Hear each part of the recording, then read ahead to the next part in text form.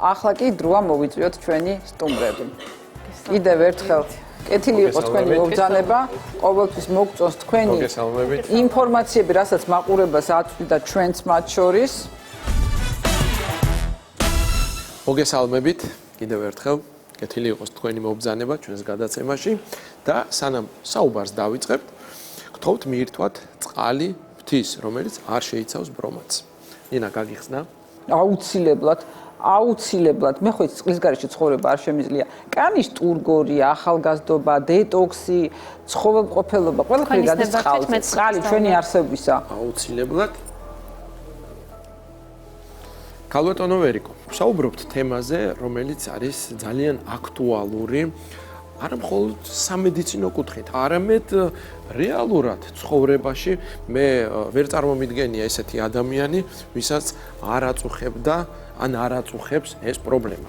შეიძლება ვიღაცასთან დროებითი ხასიათია, ვიღაცასთან მუდმივი და ეს რა თქმა უნდა ძალიან სერიოზულ დისკომფორტთან არის დაკავშირებული. მოდით ჩვენს ტელემაყურებელს აუხსნათ საერთოდ რა არის ქერტლი, საიდან ჩნდება და რას წარმოადგენს ეს პატარა ნაწილაკები. გეთანხმებით ბატონო გიორგი, ეს არის ერთ-ერთი ყველაზე შემაწუხებელი და გავრცელებული პრობლემა, რადგანაც თითქმის არ არსებობს ადამიანი ერთხელ მაინც რომ არ ქონდა მსგავსი სიმპტომი ან დაავადება, რომელსაც უკვე ქრონიკული ხასიათი აქვს. ქერტლი, სკალპის ქერტლი, იგივე პიტირიაზის კაპიტის, ეს არის დაავადება, რომელიც გამოწვეული არის სკალპზე არსებული, კანზე არსებული ეპიდერმისის უჯრედების სწრაფი აქერცვლით, რომელსაც ახასიათებს ფანტელების მსგავსი, ფიფქის მსგავსი ცვენა, ფანტელების, ანუ ეპიდერმისის უჯრედების, კერძოდ კერატინოციტების.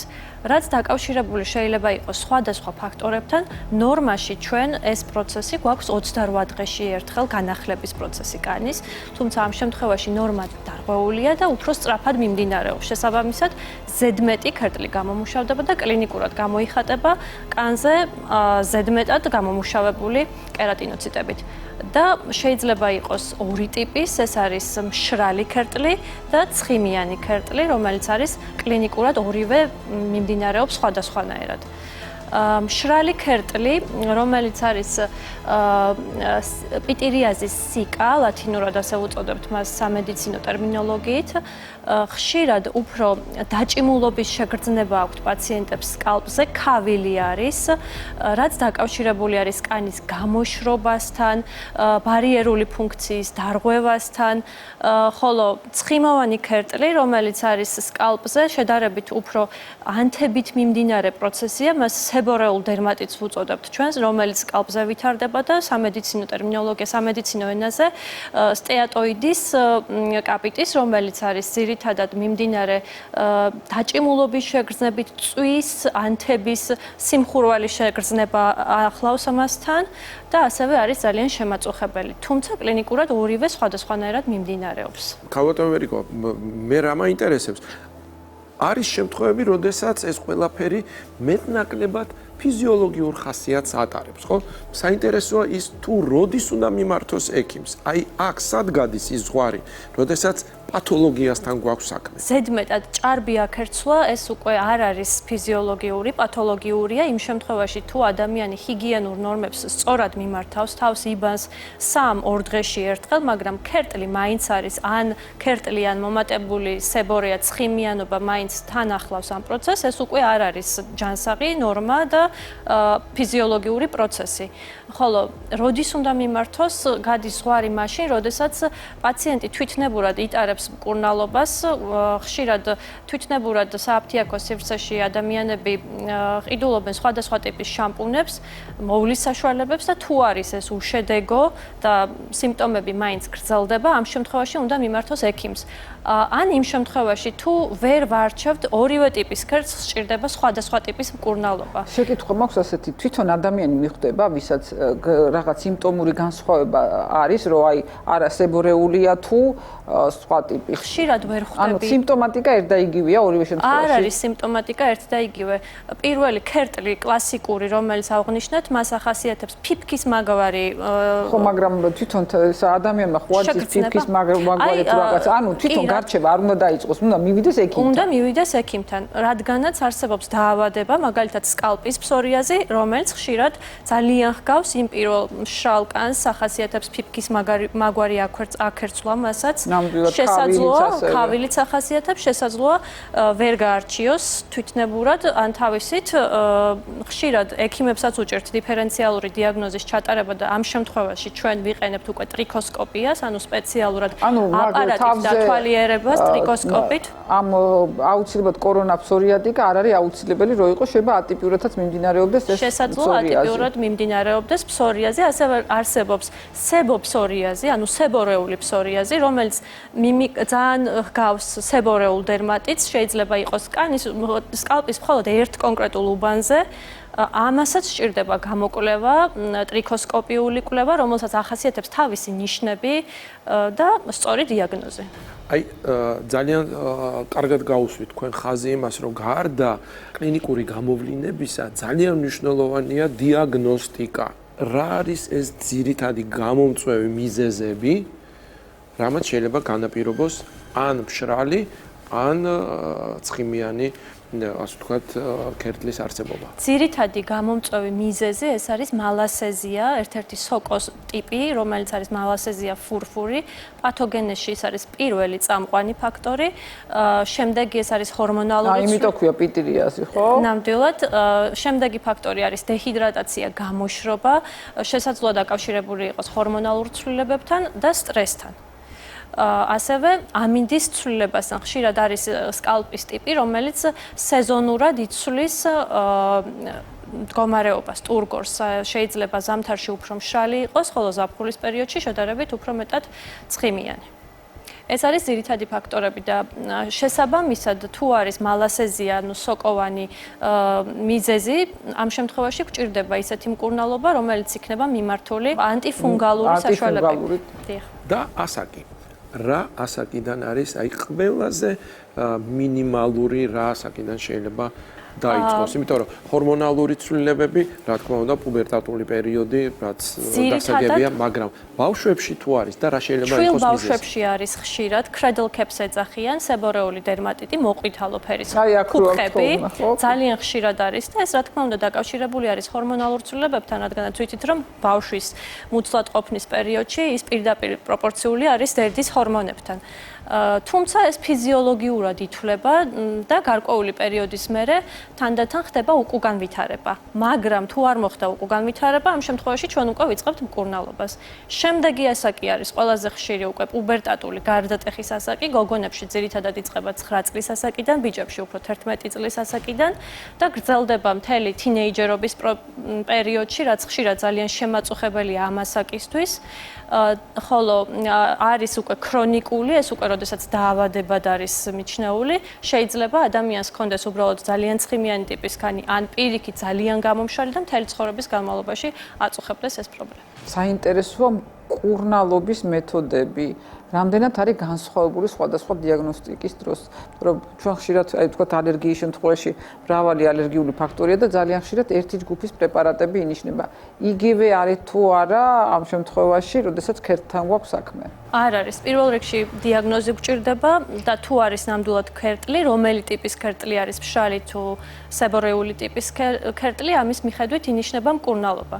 ძირითადად პირველი რიგი თავდაპირველად მაინც ვიწყებთ უფრო მსუბუქი მკურნალობით, ეს არის ანტიფუნგალური შამპუნი, რომელიც შეიცავს ანტიფუნგალურს, თუთიას, მაგრამ განსხვავება ის არის, რომ თუ არის სებორეული ცხიმიანი, ამ შემთხვევაში ჩვენ პირიქით გვჭირდება მეტი პილინგი, მეტი აქერცვა და სკალპის გამოშრობა, მაგრამ თუ არის მშრალი ქერტლი, ამ შემთხვევაში გვჭირდება პირიქით დამატენიანებელი, დამამშვიდებელი შამპუნი, თუმცა ზოგჯერ შესაძლებელია თან კომბინაციაში პერიოდულად გამოვიყენოთ პილინგის მსგავსი ნივთიერებები და არის შემთხვევები, როდესაც ანთება არის ძალიან მეტად დიდად გამოხატული, მწვავედ, ამ შემთხვევაში შეიძლება გამოვიყენოთ ადგილობრივად სტეროიდული სახის პრეპარატები. და კვების რეჟიმს თუ აქვს მნიშვნელობა ამ შემთხვევაში ან არის ხოლმე რომ ბევრი მითი შეიცვალა მტკიცებითი მედიცინის განვითარების შედეგად რომ ხანდახან აი მზე არჩენს აკნეს აღმოჩნდა რომ ეს ასე არ არის ანუ ძალიან ბევრი რაღაცეები შეიცვალა ამ კუთხით თუ არის რამე აკრძალვები კვებასთან მიმართებაში თუ არანაირი კორელაცია კვებასა და ქერცს შორის არ არსებობს. საკმაოდ სადაო საკითხია ნამდვილად და მტკიცებითი მედიცინა ესეთი კვლევები ჩვენ ამასთან დაკავშირებით არ გვაქვს, მაგრამ თუ ადამიანი ჯანმრთელია და მისი საჭმლის მომნელებელი სისტემა მუშაობს ძალიან კარგად ჯანმრთელად, ამ შემთხვევაში გამართულად, ამ შემთხვევაში ნამდვილად არ იქნება კვებასთან დაკავშირებული. მაგრამ თუ არის გამოხატული ნაღლის ბუშტის პრობლემები, ღვიძლის, გასტრიტი და ასე შემდეგ სხვა საჭმლის მომნელებელი სისტემის დაავადებები შესაძლოა ქავილი სიმპტომი გაამწვავოს და გააძლიეროს უკვე არაჯანსაღმა კვებამ. რას გვთავაზობს ფარმაცია? დერმედიკის კაპილარტეს ხაზის პროდუქტები სპეციალურად შექმნილია თმისა და სკალპის სიჯანსაღისთვის, რომელიც რეკომენდებულია როგორც დერმატოლოგების მიერ, ასევე ტრიქოლოგების მიერ. ამ შემთხვევაში სტუდიაში წარმოდგენილი გვაქვს ქერტლის საწინააღმდეგო მოვლა, შამპუნი, პილინგი და როგორც ვერიკო ახსენა, ხშირ შემთხვევაში ქერტლი და სიმშრალე ერევათ ერთმანეთში და დამამშვიდებელი შამპუნი. ჩვენ როდესაც ქერტლზე ვსაუბრობთ, მკურნალობის ძირითადი პრინციპები მეც მოვლის საშუალებებს ეფუძნება. ამ შემთხვევაში ქერტლის საწინააღმდეგო შამპუნი გაჯერებულია ისეთი აქტიური ინგრედიენტებით, როგორც არის მაგალითად კლოტრიმაზოლი, თუთია, რაც ეფექტურად ამცირებს ქერტლის გამომწვევ სოკოვან ბაქტერიებს. გამოიყენება ყველა ტიპის ქერტლზე, როგორც მშრალზე, ასევე ცხიმიანზე. მეორე პროდუქტი ეს არის უშუალოდ სკალპის პილინგი. მის შემადგენლობაში შედის სხვადასხვა ხუთი ხილის მჟავა და სინერგიული მოქმედებით, ეფექტურად ასუფთავებს სკალპს ჭარბი ცხიმისაგან და გარემო დაბინძურებისა და მკვდარი უჯრედებისაგან. მნიშვნელოვანია იცით, რომ მიუხედავად იმისა, რომ პილინგია და სხვადასხვა მჟავებით არის დატვირთული, გამოიყენება ყველა ტიპის სკალპზე, მათ შორის მგრძნობიარე სკალპზე და ასევე შეგვიძლია სხვადასხვა დერმატოლოგიური პრობლემების დროს ჩავრთოთ ეს მოვლის საშუალება, იგივე ქერტლი, მაგალითად სკალპის სიმშრალე და სხვა. ქალბატონო სოფიო, საინტერესოა, როგორი თანმიმდევრობით უნდა გამოვიყენოთ ეს პრეპარატები? თუ ჩვენ გვაქვს ქერტლი, იქნება ეს მშრალი თუ ცხიმიანი ტიპის ქერტლი, მაშინ კვირაში 2-ჯერ ან 3-ჯერ უნდა გამოვიყენოთ ქერტლის საწინააღმდეგო შამპუნი, ეს შუაში რომელი პროდუქტი იცდებს. ასევე პარალელურად, როგორც დამხმარე საშუალება უნდა გამოვიყენოთ პილინგი, რომელიც გაასუფთავებს კანს მკვდარი უჯრედებისაგან, ასევე შედის დამატენიანებელი ნივთიერებების, როგორც არის მაგალითად ალოე ვერა, რომელიც სკალპს დაატენიანებს და მის მიკრობიომას გააძლიერებს და პარალელურად თუ პირობითად გვაქვს მშრალი ტიპის ქერტლი, ქერტლის საწინააღმდეგო მოვლასთან ერთად მნიშვნელოვანია დამატენიანებელი შამპუნი გამოვიყენოთ, ბოლოს შევხვდით, რომელიც არის პანთენოლს შეიცავს, რაც სკალპის ინტენსიურ დატენიანებას და დამშვიდებას უწყობს ხელს. ქალბატონო სოფიო, ალბათ ძალიან მნიშვნელოვანია, რომ თვითმკურნალობას არ მიმართოს პაციენტმა. პირველ რიგში აუცილებლად უნდა გაიაროს სპეციალისტის კონსულტაცია, დერმატოლოგის კონსულტაცია, თუ იქ არის, თქვათ, გამოსაყენებელი ანტიბიოტიკი, ან სოკოს საწინააღმდეგო ბაქტერიების, ან ჰორმონალური კიბატორი, ანთების საწინააღმდეგო პრეპარატი და მერე პარალელურად ალბათ ხდება ჩართვა ამ პრეპარატების. თუმცა არ მგონია, რომ რაიმე გვერდითი ეფექტი ქონდეს და ამით რამე ზიანი მიიღოს პაციენტმა, ვთქვათ, თვითნებური ყიდვის შემთხვევაშიც თუ მეშლება რამე შემისწორეთ. ბრენდი არის დერმატოლოგიურად ტესტირებული, გადის არაერთ საერთაშორისო კვლევებს, ამიტომ ყველა პროდუქტი, რაც აქ წარმოდგენილი გვაქვს და არა მხოლოდ აქ არის აბსოლუტურად უსაფრთხო და შესაძლებელია ექიმისგან დამოუკიდებლთაც გამოვიყენოთ, მაგრამ ჩვენ თუ გვინდა სამკურნალო ეფექტი მივიღოთ და პრობლემა უფრო დროულად გადავჭრათ, მაშინ უმჯობესია რომ სპეციალისტთან გავიაროთ კონსულტაცია. და დერმატოლოგს მინდა ვკითხო, ისევ გადავალ, ასე ვთქვათ, ისევ კითხვას დავსვამ. აი ვთქვათ, ჩვენი პაციენტების ამბავი ვიცით, რომ ძალიან ხშირად თავს არიდებენ ექიმთან მისვლას.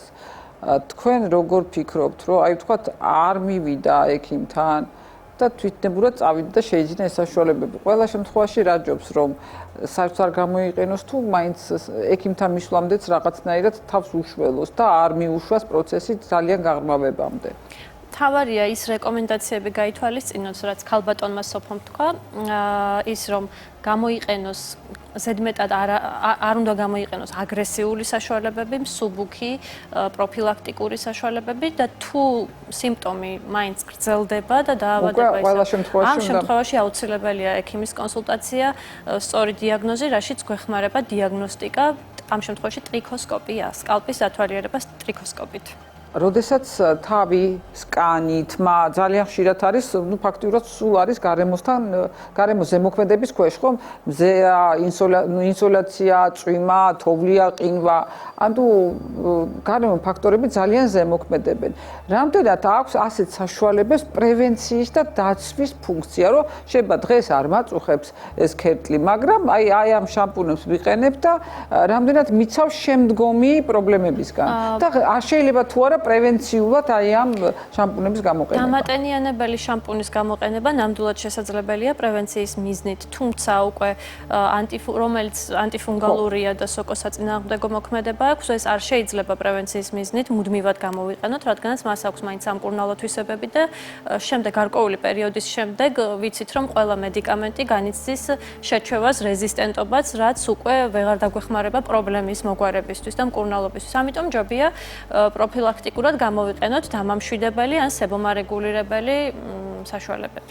ქალბატონ ვერიკო, ძალიან საინტერესო კითხვა, მე ასე მგონია, რაც აინტერესებს ჩვენს ტელემაყურებელს. არის თუ არა კავშირი ქერტლსა და თმის ცვენასთან? იმიტომ რომ ძალიან ხშირად ამბობენ, რომ ქერტლი ასოცირდება თმის ცვენასთან. გაძლიერებულ დიახ, გეთანხმებით განსაკუთრებით იმ შემთხვევაში თუ არის მომატებული სიმშრალი და მშრალი არის სკალპი, თმის ძირი მოთავსებული არის დერმაში, რომლის ირგვლივ ჩვენ გვაქვს ცხიმოვანი ჯირკვლები. როდესაც შემცირებული არის სებორეგულაცია, ანუ ნაკლებად გამომუშავდება ცხიმი, შესაბამისად თმის ბოლქვის ძირის მორყევა არის უფრო მარტივი და თმის ცვენაც უფრო ხშირია. ჩვენ თმაზე ცხიმიანობა ეს ეგრეთ წოდებული ლუბრიკანტი არის და გვჭირდება ნორმალური ცხიმი, ამიტომ არც ზედმეტად გამოშრობა შეიძლება, ან ზედმეტად გაცხიმიანება.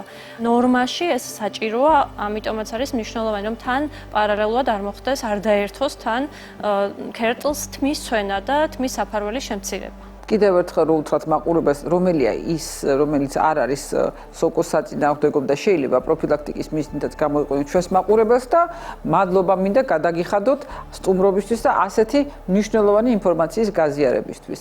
ყოველდღიური გამოყენების შამპუნი, რომელიც შეგვიძლია საპროფილაქტიკოთაც გამოვიყენოთ, სკალპის დატენიანებას და გაჯანსაღებას უწყობს ხელს, არის pH ნეიტრალი 5 და 5, რომელიც თეთრი შეფუთვით არის წარმოდგენილი. შუაში არსებული პროდუქტი არის უშუალოდ ქერტლის სამკურნალო ნებისმიერი ტიპის ქერტლს და ეფექტურად მოქმედებს. დიდი მადლობა გადაცემაში სტუმრობისთვის. მაყურებელს კი შევახსენებ, რომ ჩვენი სტუმრები იყვნენ ქალბატონი ვერიკო აბრალავა, ექიმი დერმატოლოგი და ქალბატონი სოფიო ლათათია,